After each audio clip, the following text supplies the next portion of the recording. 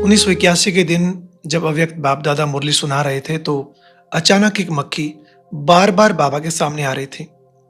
तो उसे देखकर बाबा ने कहा कि देखो, जैसे ये मक्खी भटक रही है ना, ठिकाना ढूंढ रही है, ऐसे संसार में विशेष 4 प्रकार की आत्माएं हैं जो बहुत परेशान हैं, भटक रहे हैं।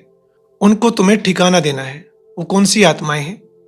पहले नंबर पर हैं भक्त आत्माएं।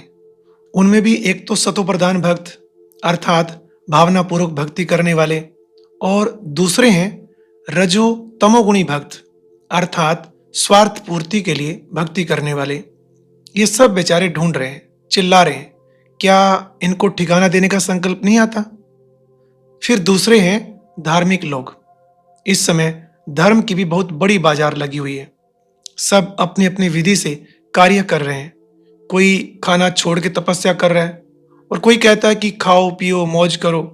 कोई लाल तो कोई पीला, सबकी थ्योरी अलग अलग है। उन्हों को देखकर क्या संकल्प चलता है? फिर बाबा ने एक बहुत बड़ा टाइटल देते हुए कहा कि हे धर्मात्माओं के भी कल्याणकारी मास्टर परमात्मा, क्या सिर्फ स्वयं के उद्धार में ही बिजी हो, अपने सेवा केंद्र में ही बिजी हो, या अपने इन भाइयों की तरफ भी नजर जाती है?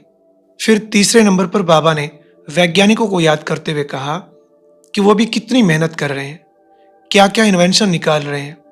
आपके सहयोगी बने हैं ना।